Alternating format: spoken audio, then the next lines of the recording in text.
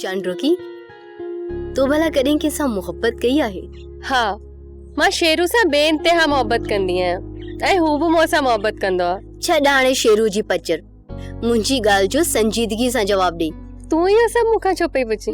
मूंखे तुंहिंजी अखियुनि में हिकु अजीब क़िस्म जी तांग ऐं उल्को नज़र ईंदो आहे। ईअं लॻंदो अथमि त ॼण हर वक़्तु कंहिं यकीन ऐं गुमान जे विच में लटकियल रहंदी आहीं।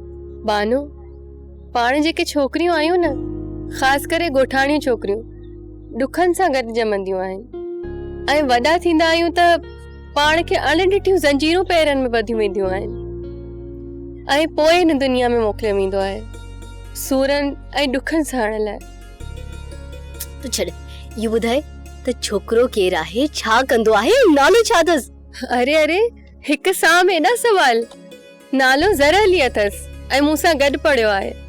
सिंध पब्लिक सर्विस कमीशन जे इम्तिहान में तयारी करे रहियो आहे ऐं मूं अॼु ताईं पुछियो कोन थमांसि त अॻिते छा कंदो। अल्लाह करे तव्हां ॿई हिक ॿिए खे हासिल कयो ऐं तव्हांजी शादी थी वञे। आमीन। तूं पंहिंजी ख़बर ॾे बानो, तूं कंहिंजा थी ख्वाब ॾिसी? अञा त अहिड़ो कुझु आयो ई न आहे जंहिंजा मां ख्वाब ॾिसां। हाँ, जेकॾहिं को अहिड़ो ज़िंदगी में आयो त तोखे ज़रूरु ॿुधाईंदसि। पर हिकिड़ी ॻाल्हि इहा बि आहे त मुंहिंजी मर्ज़ी न अदा साले जी मर्ज़ी में आहे। अदा साले मुंहिंजी ज़िंदगी जे लाइ जेको फ़ैसिलो कंदो उहो मूंखे क़बूल हूंदो।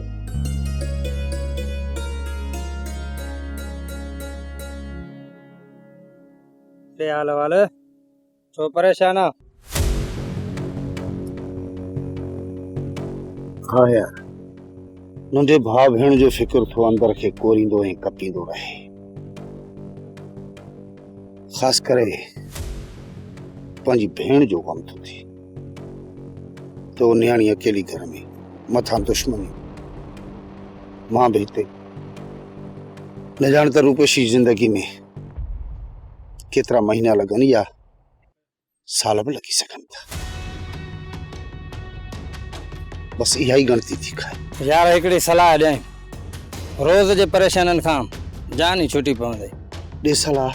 खान बहादुर सां सलाह करे ऐं दुश्मननि सां ठाह करे छॾ ऐं केस ख़तम कराए वठ ऐं भेण जी शादी कराए पाण तां ॿार बि लाए वठ।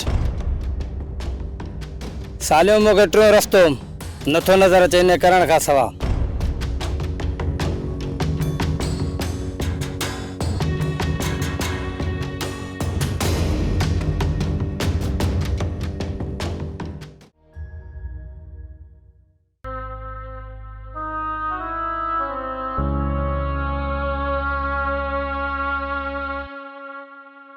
चिबड़ खाना तुझे हाणी ॾुखनि जा ॾींहं तमाम थोरा ऐं तूं हाणी जल्दी आज़ाद थी वञे। छो जो मूं साले जूं तमाम ॾिंगाईअ जूं ख़बरूं ॿुधियूं आहिनि। वेरुनि जी वस्ती, वेरुनि जी वस्ती। सब्सक्राइब कयो असांजो official YouTube channel Sindh TV HD drama ऐं वधीक अपडेट लाइ बेल आइकन खे क्लिक करियो।